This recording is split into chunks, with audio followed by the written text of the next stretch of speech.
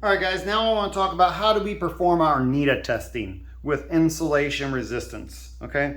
And this one, what we're gonna use for this test is we're gonna use both of these meters. I'm gonna demo in both ways, and I'm gonna put a little fault in the system so we can kind of see how it actually happens, okay?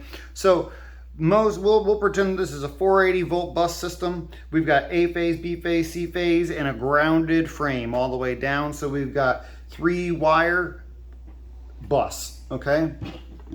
Normally, if this was 480 volt bus, you would set your meter to 1,000 volts. It's set to 1,000 right there. And you'd go ahead and you would just clip on A phase. Maybe if I can get that in there. And you can clip the other one on B phase. Actually, I'll just clip them down here because it's probably a lot easier. Like I designed it. And we're just gonna clip on here and we're gonna start it, right? And we're gonna say, okay, 590 mega ohms. What's our minimum reading for a 480 volt bus is 100 mega ohms per 1,000 foot, roughly, okay?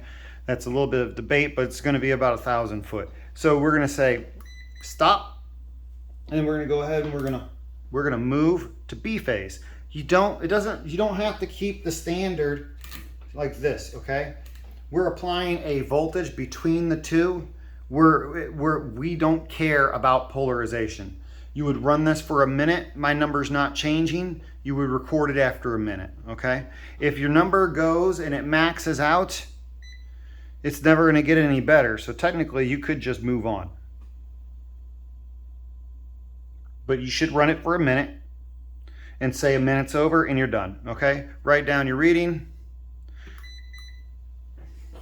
And then you're gonna move on to the next phase, phase to phase. So now we've done A to B, we've done A to C, now we're doing B to C.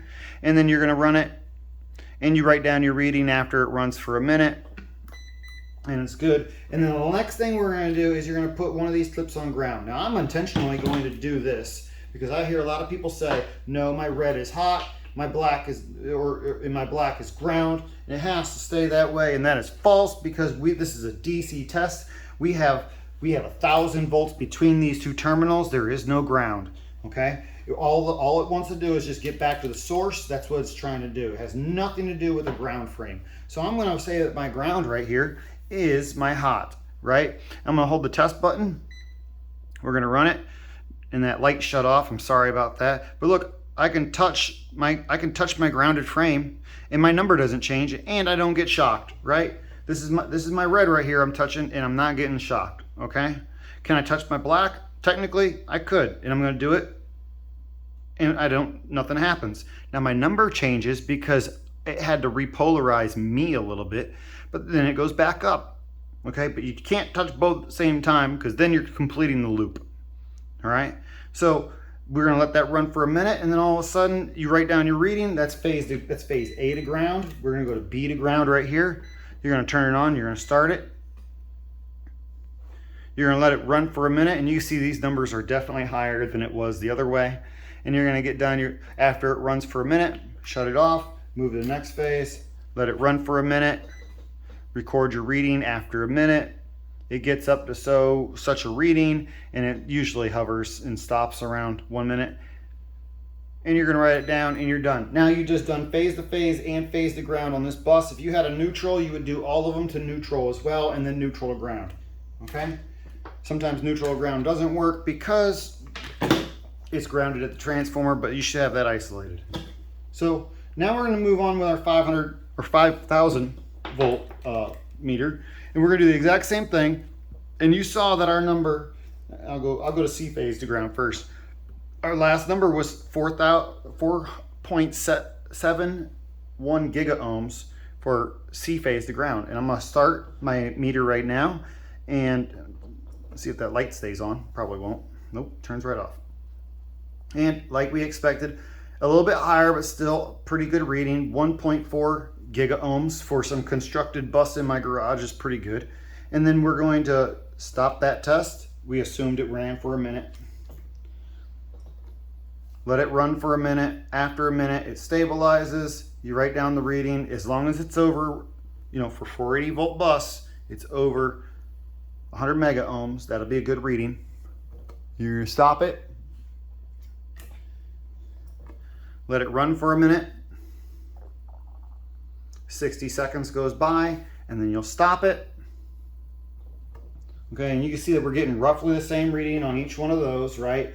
And so now we'll go to our phase-to-phase reading, and I'm going to apply a, quote, fault on one of these, all right? So we got 500 mega ohms. We expect that because that's a little 500 mega ohm resistor down here on the corner, right?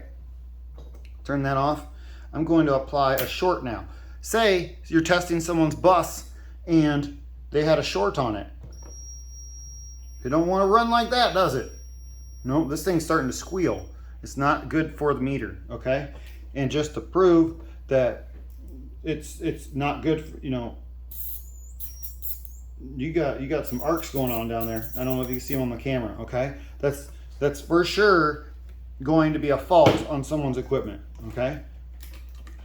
And we'll go to B phase. I'm sorry, excuse me, A phase to C phase, and let it run for a minute. This is giving us the expected result because this is two 500 mega ohm resistors in series, roughly around 900, but we've got some air breakdown going along with it and tape breakdown where 5,000 volts on tape is not great.